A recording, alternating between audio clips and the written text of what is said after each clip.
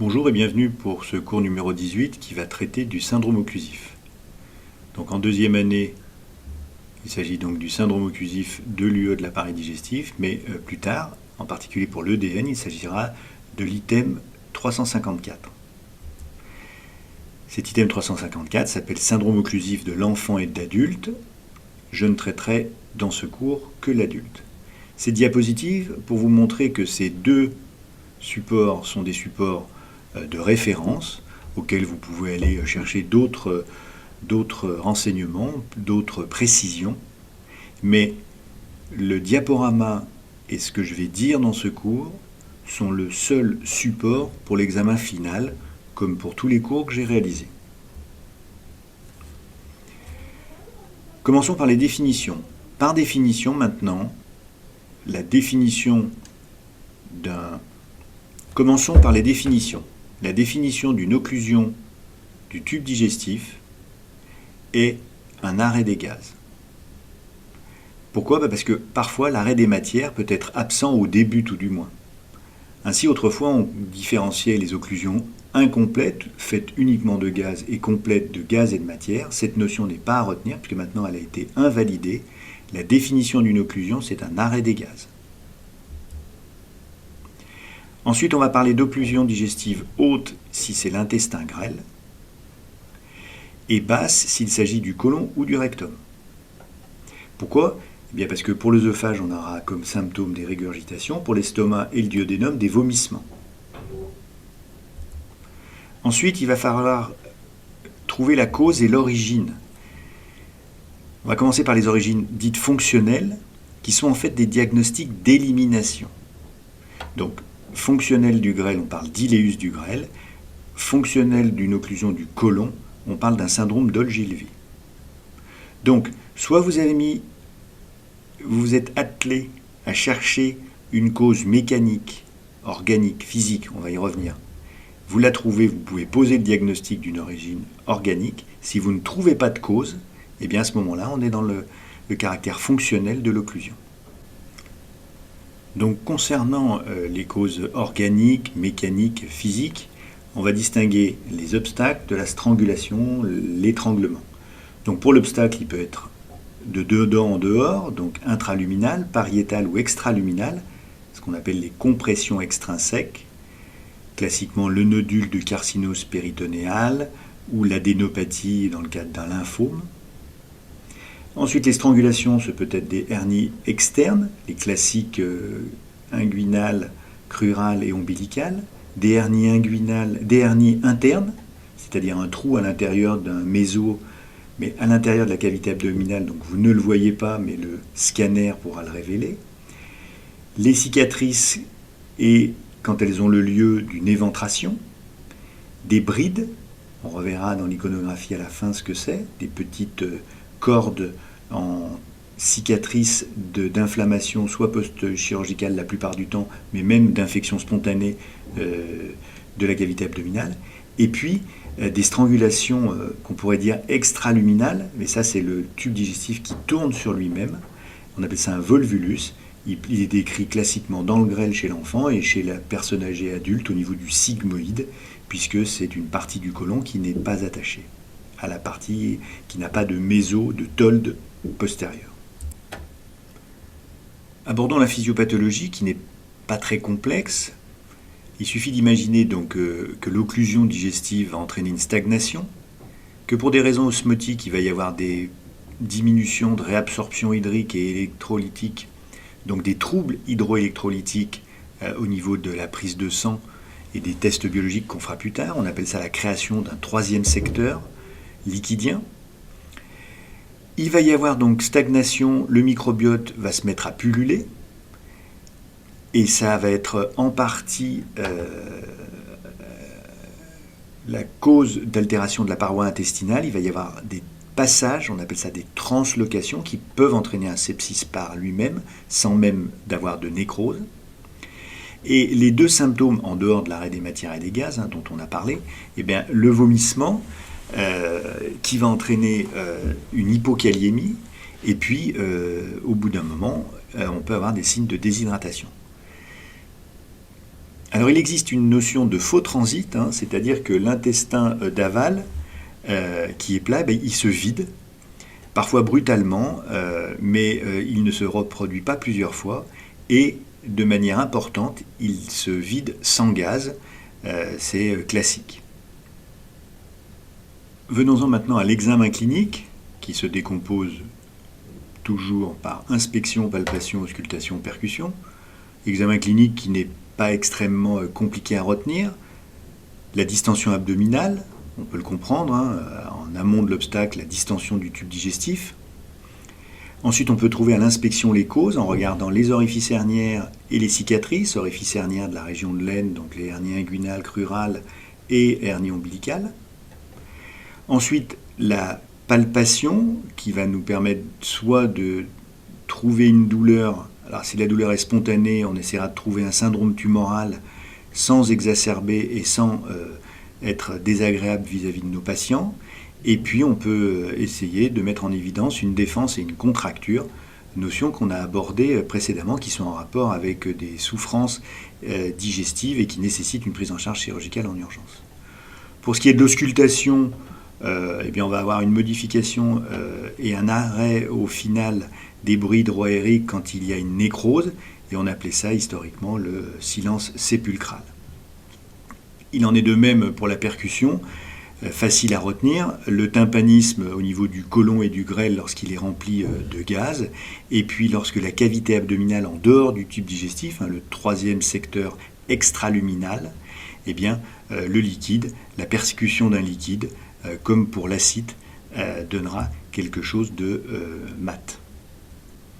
Donc les signes de gravité sont fondamentaux, puisque s'il y en a un, il y aura une prise en charge en urgence, donc la fièvre supérieure à 38, on appelle ça une occlusion fébrile. Bien sûr, des répercussions hémodynamiques, nous y reviendrons, l'hypotension, la tachycardie, la notion de choc, qui peut être soit un choc hypovolémique, en rapport avec la déshydratation et donc les vomissements et la constitution de ce troisième secteur, et puis ça peut être un choc septique par perforation digestive, péritonite et translocation. Donc à l'interrogatoire, on va essayer de retrouver des signes d'ischémie intestinale. Donc cette ischémie intestinale, c'est classiquement des douleurs qui passent de paroxystique à continue.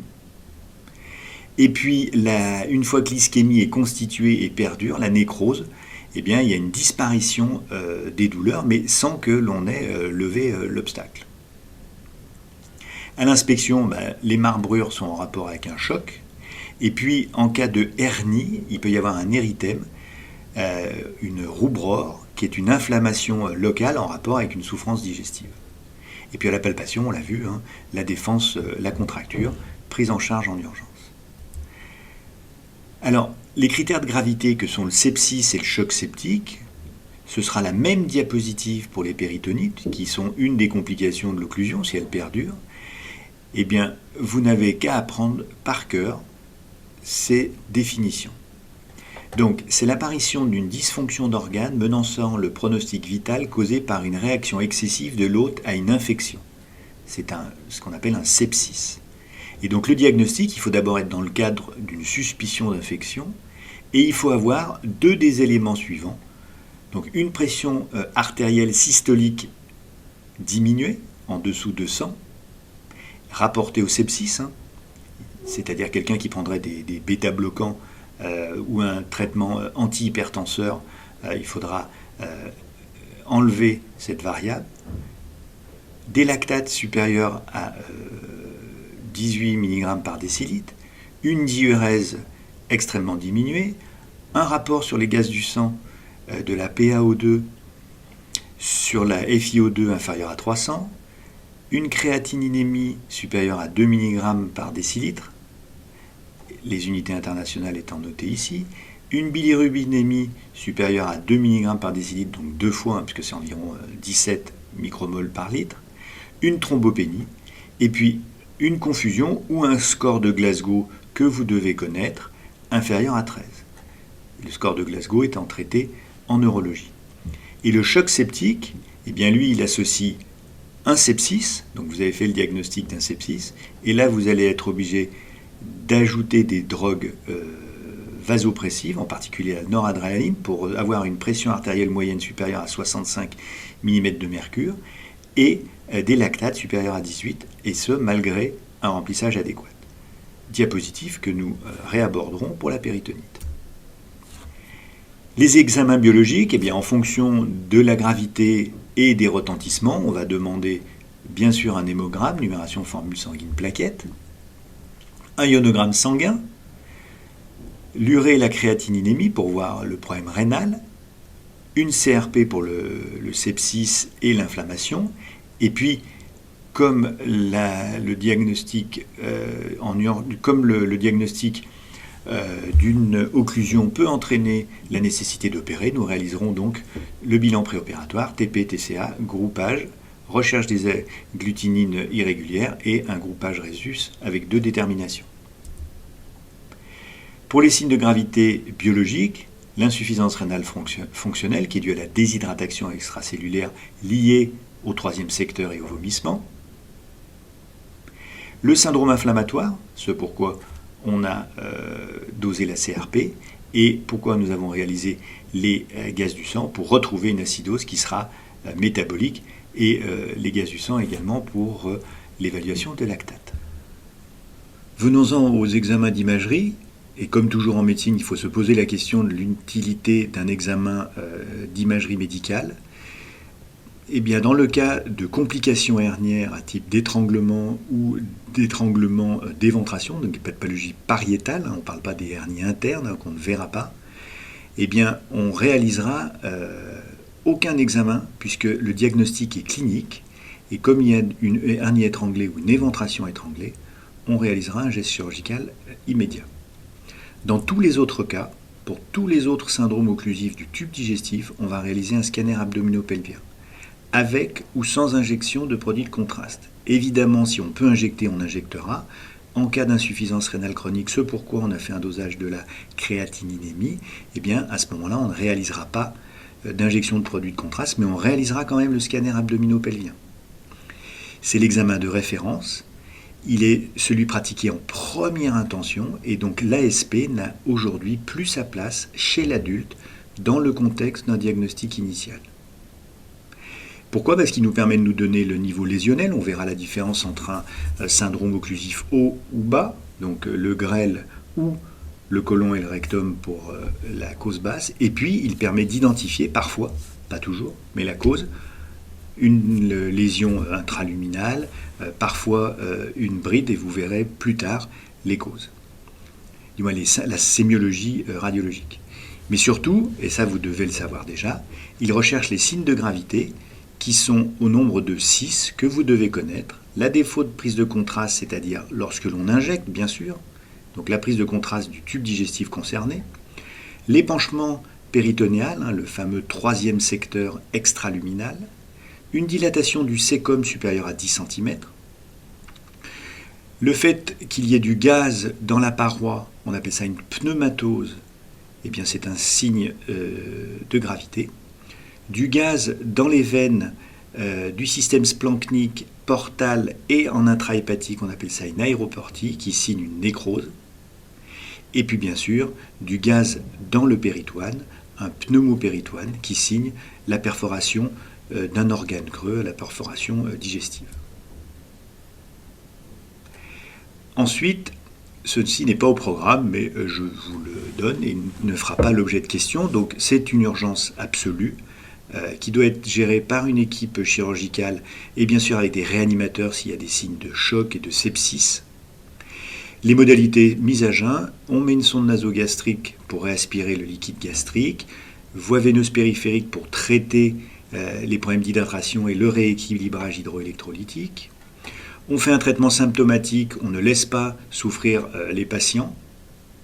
Et bien sûr, dès qu'on a un signe de gravité, cela impose le traitement chirurgical en urgence. Le patient est informé du risque de résection digestive quand il y a une nécrose. Et en l'absence de traitement chirurgical, il va falloir évidemment surveiller le patient. Alors quelques iconographies pour vous montrer l'obturation, ça peut être un iléus biliaire comme on l'a vu, l'obstruction par un polype, ou un cancer. La compression extrinsèque, donc soit ce fameux nodule de cancer, on appelle ça une carcinose péritonéale, ou un ganglion. Ensuite, les brides, quand elles sont lâches, il peut y avoir une strangulation, ça donne une obstruction partielle, mais ça peut être franc. Et à ce moment-là, on a une bride serrée avec une nécrose parce qu'il y a une strangulation des vaisseaux. Et la strangulation sur le volvulus, donc le tube va tourner sur lui-même, et vous imaginez bien, puisque les vaisseaux arrivent par ici, que là, il y a une nécrose ischémique. Et l'autre chose, c'est l'invagination, très classique chez l'enfant, mais ça peut être aussi chez l'adulte, avec un repli du tube digestif sur lui-même. On le voit ici, du reste, c'est une invagination avec la double signe d'un tuyau dans un autre tuyau. On comprend bien qu'en coupe, on va avoir 2 tuyaux. Le feces sign, qui est des choses digérées, du liquide en dehors du tube digestif, en l'absence de cirrhose, qui serait une acide. Là, on voit bien qu'il n'y a pas d'hépatopathie. On voit un estomac dilaté. Encore un signe de digestion digestive dans le grêle. Voilà ce qu'est l'invagination. Au bloc opératoire, on voit le tube digestif qui est rentré dans lui-même. Et puis, donc, des infarctus veineux et ou artériels à cet endroit-là. On revoit bien la problématique ici de l'obstruction de l'irrigation artérielle et veineuse. Voilà en péropératoire une bride serrée. Voilà, c'est une petite corde qu'on va libérer.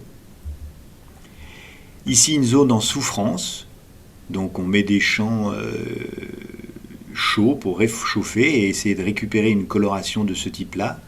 Et si on n'arrive pas à avoir cette récupération, eh bien on a une ischémie avec une nécrose complète, noire, et donc ça nécessite de couper les segments à cet endroit-là et à cet endroit-là, de ne pas faire la couture entre les deux, ce qu'on appelle une anastomose, et on met les 2 bouts à la peau. On réalise donc ce qu'on appelle une stomie. Et si d'aventure vous avez un abdomen sans préparation, si vous faites de la médecine en dehors d'un pays du G7, eh bien, on voit très facilement que classiquement, on disait que pour les occlusions du côlon, les niveaux sont plus hauts que larges, alors pour le grêle, c'est différent, ils sont plus larges que hauts, et pour le côlon, forcément, ils sont latéralisés, et les niveaux pour le grêle sont centraux.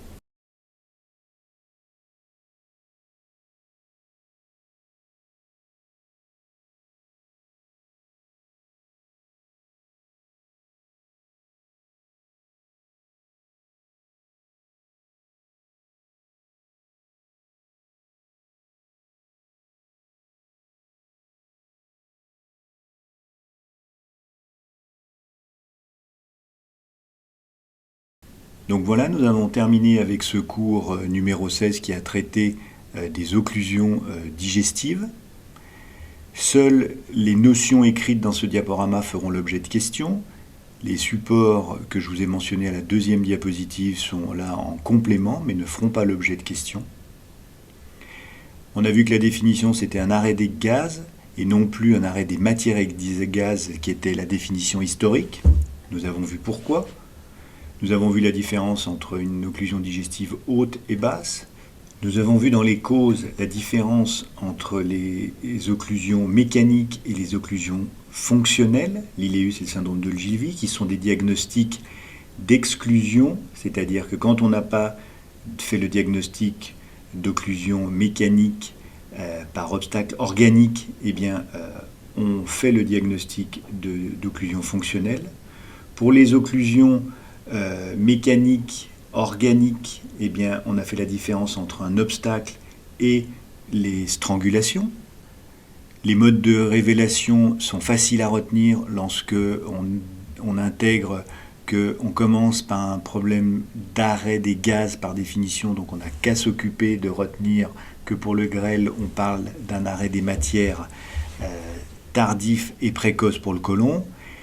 Tout ce qui est brutal, c'est une strangulation, on appelle ça une douleur horaire, et que s'agissant des matières, eh bien, c'est l'inverse que pour l'arrêt, pour les vomissements, c'est l'inverse que pour les matières.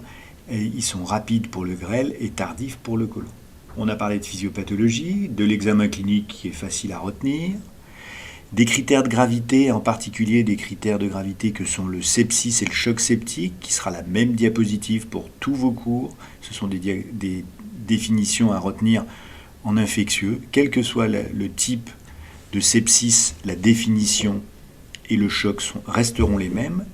Les examens biologiques qui permettront d'établir le diagnostic de gravité, permettront de réaliser une chirurgie, parce que cela finit souvent en chirurgie, et permettront aussi d'avoir la gravité avec les gaz du sang et les lactates pour définir le sepsis. Les examens d'imagerie, en dehors des étranglements herniaires et des étranglements des éventrations qui ne nécessitent pas d'examen, puisqu'ils conduisent tout de suite à la chirurgie, eh bien on réalise un scanner. S'agissant du scanner, vous le verrez dans toutes vos études de médecine, il est évident que si on peut réaliser une injection, on la réalise, mais si on ne peut pas, en particulier pour une allergie ou une insuffisance rénale, et c'est pour ça qu'à la biologie on a réalisé une créatininémie, eh bien on réalise un scanner. Pourquoi ? Pour les raisons qui donnent le diagnostic, le niveau lésionnel, parfois la cause, et surtout les signes de gravité que vous devez connaître. La prise en charge vous a été donnée, mais elle ne fera pas l'objet de questions. Ce n'est pas cette année qu'on fait le traitement des pathologies. Les examens iconographiques vous étant donnés à titre d'intéressement, mais ne feront pas non plus l'objet de questions. Voilà, nous en avons fini et je vous souhaite un bon apprentissage.